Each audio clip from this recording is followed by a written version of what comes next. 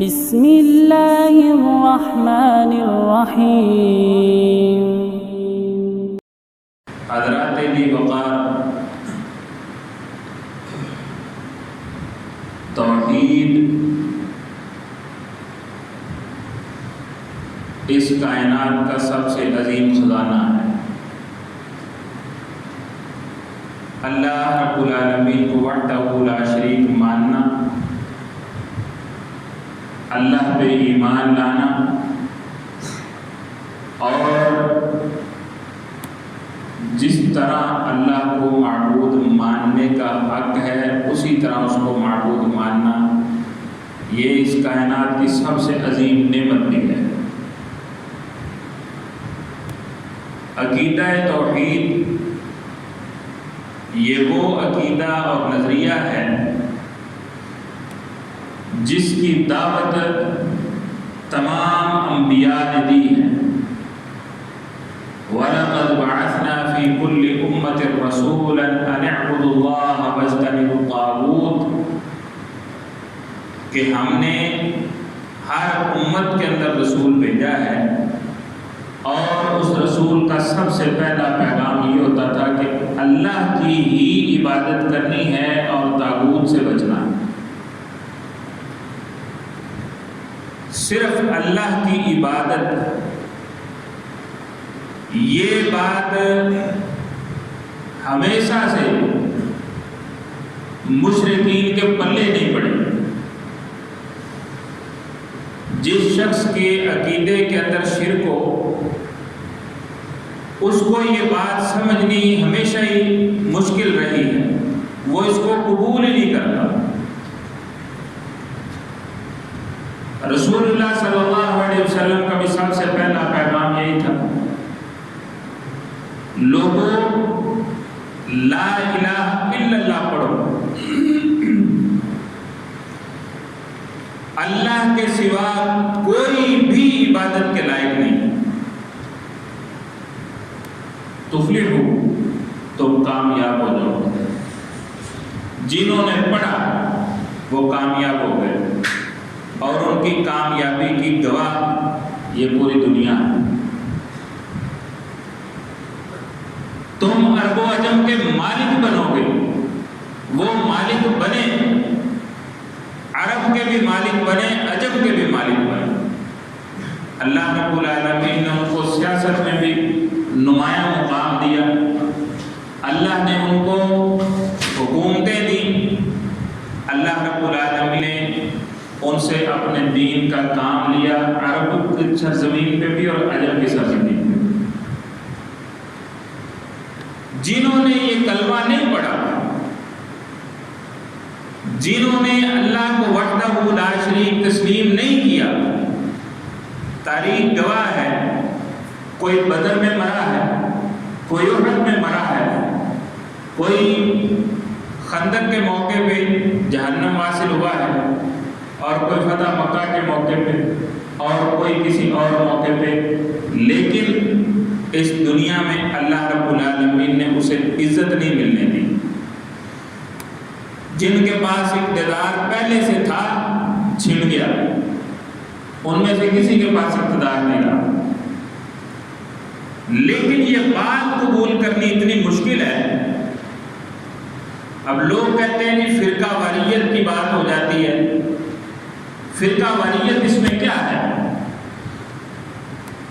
رسول اللہ صلی اللہ علیہ وسلم کے اخلاق جیسا کسی کا اخلاق نہیں تھا، یہ تو سب مانتے ہیں۔ رسول اللہ صلی اللہ علیہ وسلم ہمیشہ سچ بولتے تھے، کبھی بھی آپ نے جھوٹ نہیں بولا، اور اس بات کی گواہی مکہ کے سردار بھی دیتے تھے۔ نبی صلی اللہ علیہ وسلم سب سے بڑے امانت دار تھے، یہ بات بھی سچ ہے، اور اس کی گواہی مشرکین مکہ بھی دیتے تھے، مکے کے سردار بھی دیتے تھے۔ کیا کہہ دیا نبی صلی اللہ علیہ وسلم نے ان کو، جس سے ان کو لگا کہ اس بندے کی شدید مخالفت کرنی چاہیے؟ یہی کہا تھا نا کہ عبادت صرف اللہ کی کرو، اس میں کون سی بد اخلاقی کی بات ہے؟ اس میں کون سا جھوٹ ہے، اس میں کون سی ایسی بات ہے جس کی وجہ سے ان کو یہ پریشانی لاحق ہوئی کہ اس بندے کو ہم نے یہاں رہنے نہیں دینا۔ 13 سال مکے کی زندگی شدید مشکلات کا شکار رہی۔ طائف والوں کو کیا کہا تھا جو اس قدر بد اخلاقی پہ اتر آئے کہ نبی صلی اللہ علیہ وسلم کو انہوں نے مارنا شروع کر دیا؟ کوئی گالی نہیں کی، کوئی ان کے ساتھ ناروا سلوک کیا تھا، کوئی آپ نے جملہ ایسا بولا تھا جو نامناسب ہو، کسی کی عزت پہ کیچڑ اچھالا تھا، کیا کیا تھا؟ یہ جملہ مشرک کے لیے قبول کرنا بڑا مشکل ہوتا ہے۔ ان اعبدوا اللہ، صرف عبادت اللہ کی کرنی ہے۔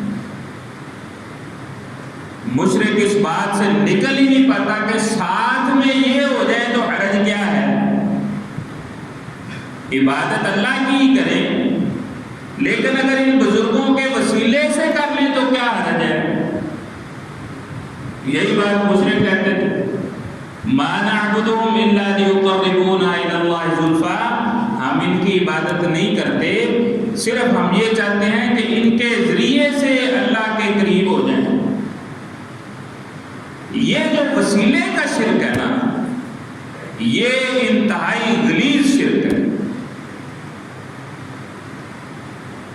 اور یہ اس قدر لوگوں کے اندر داخل ہو جاتا ہے کہ لوگوں کو قبول کرنا مشکل ہو جاتا ہے۔ نوح علیہ السلام کی قوم کا شرک کیا تھا؟ وہ یہی وسیلے کا شرک تھا سب سے زیادہ۔ ان کے جو قوم کے نیک بزرگ تھے، جن کا 5 کا اللہ رب العالمین نے قرآن مجید کے اندر نام بھی ذکر کیا ہے، ود، سواع، یغوث، یعوق اور نصر، یہ انہوں نے 5 تن پاک بنائے ہوئے تھے۔ قرآن کہتا ہے کہ نوح علیہ السلام دن رات ان کو تبلیغ کرتے، دن رات ان کو سمجھاتے، چھپ چھپ کے بھی سمجھاتے، لوگوں کے سامنے بھی سمجھاتے، ان کو صرف یہی نصیحت کرتے کہ عبادت صرف اللہ کی کرو، اور یہ کہتے کہ ہم اپنے معبودوں کو، ہم ود کو، سواع کو، یغوث کو، یعوق کو اور نصر کو نہیں چھوڑیں گے۔ اور یہ کون لوگ تھے؟ یہ اس معاشرے کے اللہ کے ولی تھے، یہ اللہ کے نیک بندے تھے۔ شیطان ان کے پاس آیا، اس نے کہا کہ تم اللہ کی عبادت جس طرح وہ کرتے تھے تمہیں بھی چاہیے اس طرح عبادت کرو۔ وہ تو اللہ کے ولی تھے، تو کہتے ان کی جگہ پہ بیٹھ کے کرو، تمہیں عبادت کرنے کا زیادہ لطف آئے گا۔ ان کی جگہ پہ لوگ بیٹھ کے کرنا شروع ہو گئے۔ اب ان کی جگہ پہ تو 5 بندے تھے، 5 لوگ ہی بیٹھ سکتے تھے۔ انہوں نے کہا یہ تو، اس نے کہا ان کی تصویریں بناؤ، ان کی تصویریں بنا کے سامنے رکھو، جب ان کو دیکھو گے تو تمہیں اور زیادہ اللہ کو یاد کرنے کا موقع ملے گا۔ تصویریں بنوا دی، سامنے رکھوا دی۔ آج بھی لوگ اپنے بزرگوں کی اور اپنے گمان کی حد تک وہ اللہ کے ولیوں کی تصویریں اپنے گھروں میں لگاتے ہیں، اپنے قبلے والی دیواروں میں لگواتے ہیں، اور مقصد یہی ہوتا ہے کہ جب ہم عبادت کریں تو یہ ہمیں نظر آئے، ہمیں عبادت کرنے میں آسانی ہو، ہمیں عبادت کرنے میں لطف آئے۔ جب ہم اللہ کو سجدہ کریں تو ان تصویروں کو بھی سجدہ ہو۔ یہ لوگوں کا نظریہ ہے۔ تصویروں کے بعد اس نے بت بنوا دی، اس نے کہا بے شمار بناؤ، ہر چھوٹے بڑے سائز میں بناؤ، جس کو جتنی جگہ میسر ہے اتنی جگہ کے حساب سے بنا کے سامنے رکھو، اور جناب اللہ رب العالمین سے مانگو، عبادت اللہ کی کرو۔ لیکن یہ بزرگ بڑے اللہ کے قریب تھے، ان کو درمیان میں لے آؤ۔ یہ جو انڈائریکٹ سسٹم تھا نا، دنیا کے سارے انبیاء اس کو ڈائریکٹ کرنے آئے تھے۔ یہ ایک جملہ یاد رکھ لیں، یہ جو انڈائریکٹ سسٹم ہے نا،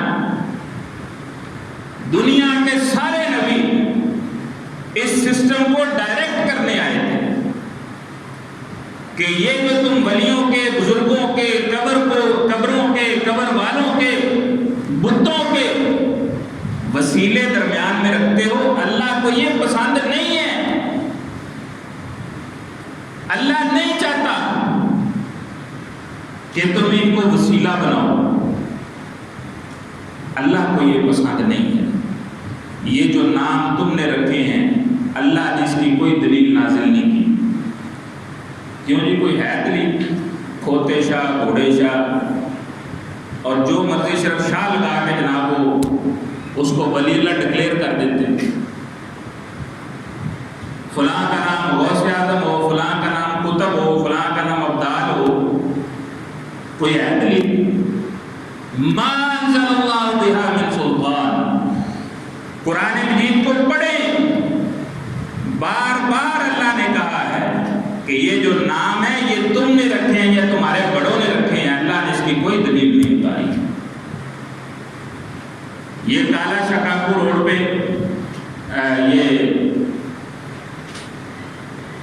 یہ جو روڈ ہے کالا خطائی روڈ، اس کے اوپر آگے جا کے لبان والا ایک دیہات ہے، وہاں شاہ پری کی قبر ہے،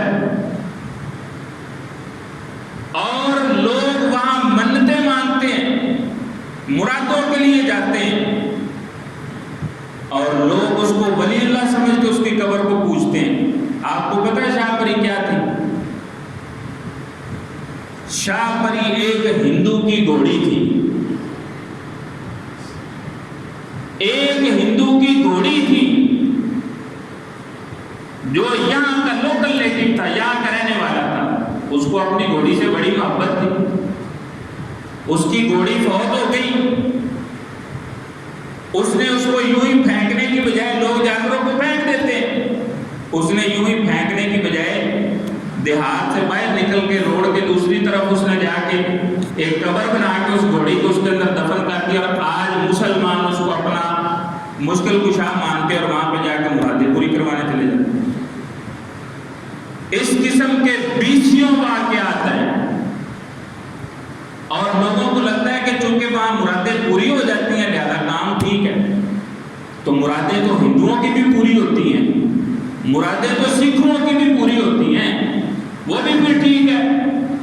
ہندو بتوں کو پوجیں وہ غلط ہے، حالانکہ مرادیں تو ان کی بھی پوری ہو رہی ہیں۔ سکھ اپنی مڑیوں میں جاتے ہیں، وہاں اپنی عبادت گاہوں میں انہوں نے قبریں بنائی ہیں، وہاں وہ جاتے ہیں، ان کی باتیں پوری ہوتی ہیں، ان کی مرادیں پوری ہوتی ہیں، تو پھر اس کا مطلب وہ بھی ٹھیک ہے۔ فرق کیا ہے؟ یہی فرق کو سمجھنا ہے۔ قرآن مجید نے ایک بڑا خوبصورت نسخہ دیا ہے